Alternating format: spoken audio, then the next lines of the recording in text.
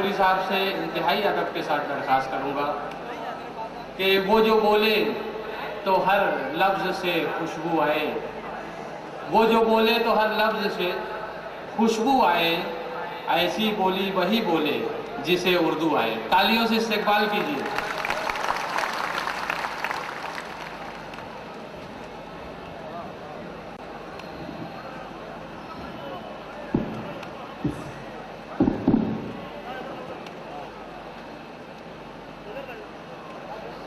सदर मुशायरा बिरादर मोहतरम जनाब नसीम सिद्दीकी साहब, चेयरमैन अक़लियती कमीशन, मेरे बहुत ही मोहतरम करम फरमा इल्म दानिश की आबरू हज़रत मौलाना अबू ज़फ़र हसन नदवी अज़हरी साहब, मधुकर राव केचड़ साहब, हसन मुशर्रफ साहब, बब्बन राव पाटपोते साहब,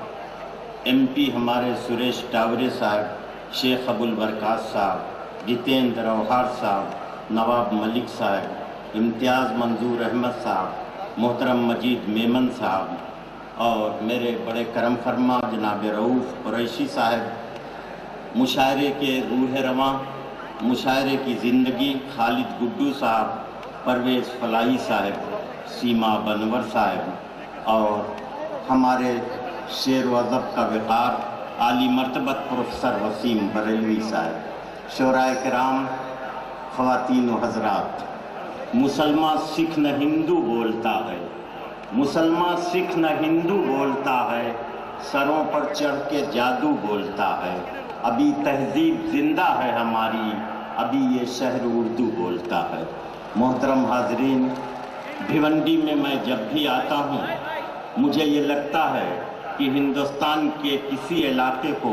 अगर उर्दू की राजधानी कहा जा सकता है तो वो सिर्फ शहर भिवंडी है।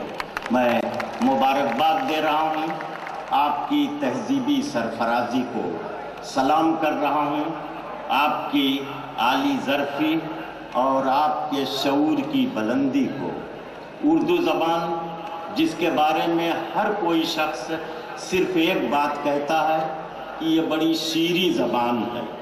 जब हर मज़हब हर फ़िरक़े का हिंदुस्तानी ये तायीद कर रहा है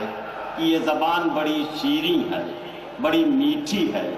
तो इससे हमें कोई नतीजा निकालना चाहिए। मैं समझता हूँ इस ज़बान की शीरीनी की अगर हम कसमें खाते हैं तो इससे नतीजा सिर्फ ये निकलना चाहिए कि हमारा किरदार भी उतना ही शीरीं और उतना ही मीठा होना चाहिए, हमारी गुफ्तगू में उतनी ही मिठास होनी चाहिए जितनी हमारी ज़बान की मिठास के लिए इसे सनद दी जा रही है। अगर हमने ज़बान को तो मीठा कहा, अपनी तहज़ीब को तो मीठा और शीरीं कहा और अपने किरदार से मिठास ख़त्म कर दी तो आप यकीन जानिए कि हम ज़बान के न वफ़ादार हैं न अपनी तहज़ीब के वफ़ादार हैं। हिंदुस्तान में आज़ादी को 63-64 बरस गुज़र रहे हैं, बड़े नशे व फराज से हम गुज़रे हैं। सारे नशे व फराज के बाद हमें इसी नतीजे पर पहुँचे कि जब तक हम अपनी सलाहियत, अपनी काबिलियत, अपने शीरी किरदार और अपनी शीरी गुफ्तारी से इस मुल्क के दूसरे लोगों को मुतासिर नहीं कर सकेंगे, तब तक इस मुल्क में सही तरीके से हम अपने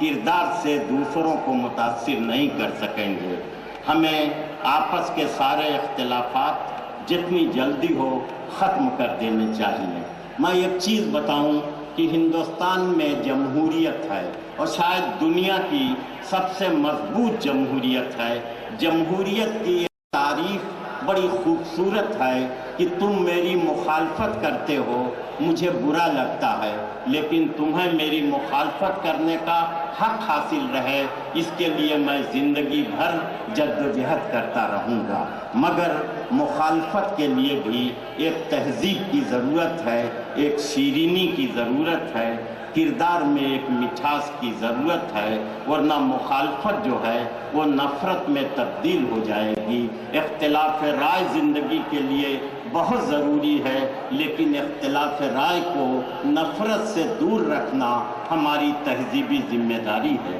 مجھے ایک واقعہ یاد آتا ہے کہ ایک مکان میں آگ لگی ہوئی تھی، بہت سے لوگ بالٹی میں پانی لے کر آگ بجھا رہے تھے۔ ایک چڑیا بھی اپنی چونچ میں پانی لے کر آگ بجھانے کی کوشش کر رہی تھی۔ ایک کوے نے کہا چڑیا سے کہ بڑی بی، آپ کی چونچ کے ایک بوند پانی سے مکان کی آگ تو بجھنے والی نہیں ہے، آپ یہ محنت بلا وجہ کر رہی ہیں۔ چڑیا نے جواب دیا کہ مجھے معلوم ہے کہ میری چونچ کے ایک بوند پانی سے مکان کی آگ نہیں بجھے گی، مگر یہ محنت میں اس لیے کر رہی ہوں کہ جب مکان کے جلنے اور بجھنے کی تاریخ لکھی جائے تو میرا نام آگ لگانے والوں میں نہیں، آگ بجھانے والوں میں لکھا جائے۔ تو میرے دوستوں، میرے محترم بھائیوں، اردو زبان کے بولنے والوں، میں آپ سے یہی گزارش کر رہا ہوں کہ ملک اس موڑ پر پہنچ گیا ہے کہ اب ہمارا نام جو ہے وہ آگ لگانے والوں میں نہیں، آگ بجھانے والوں میں شامل ہونا چاہیے، اس لیے کہ ہم پر الزام تھا کہ ہم آگ لگانے میں بھی شامل رہتے ہیں، لیکن کچھ مثالیں ایسی آ گئیں کہ معلوم یہ ہوا کہ آگ لگانے والے دوسرے تھے، بدنام ہم ہو رہے تھے۔ تو اب کم سے کم ہمیں آگ بجھانے والوں کا کردار ادا کرنا چاہیے۔ ان الفاظ کے ساتھ میں گفتگو ختم کر رہا ہوں اور خالد گڈو کی محنتوں کو سلام کر رہا ہوں، مبارکباد دے رہا ہوں۔ ڈائس پر جتنے دانشور اور سیاسی رہنما بیٹھے ہیں ان کو بھی سلام کرتے ہوئے اردو کی اس تہذیب کو میں اور زیادہ چمکدار دیکھنا چاہتا ہوں۔ مشاعرے کے ماحول میں آپ کو لا رہا ہوں۔ مشاعرے کی کامیابی کے لیے ضروری ہے کہ نعت پاک سے مشاعرہ شروع کیا جائے، اس شخصیت کے حضور عقیدتوں کا نذرانہ پیش کر دیا جائے جس کے لیے یہ کہا جاتا ہے کہ لکھی نبیوں کی یوں میں نے ثنا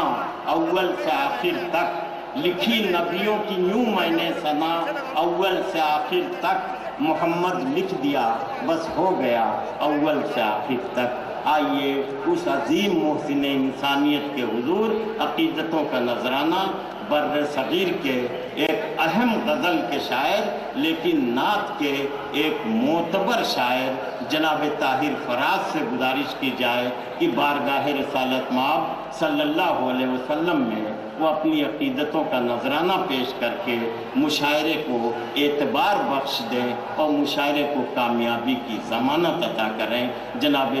طاہر فراز سے التماس ہے کہ تشریف لائیں۔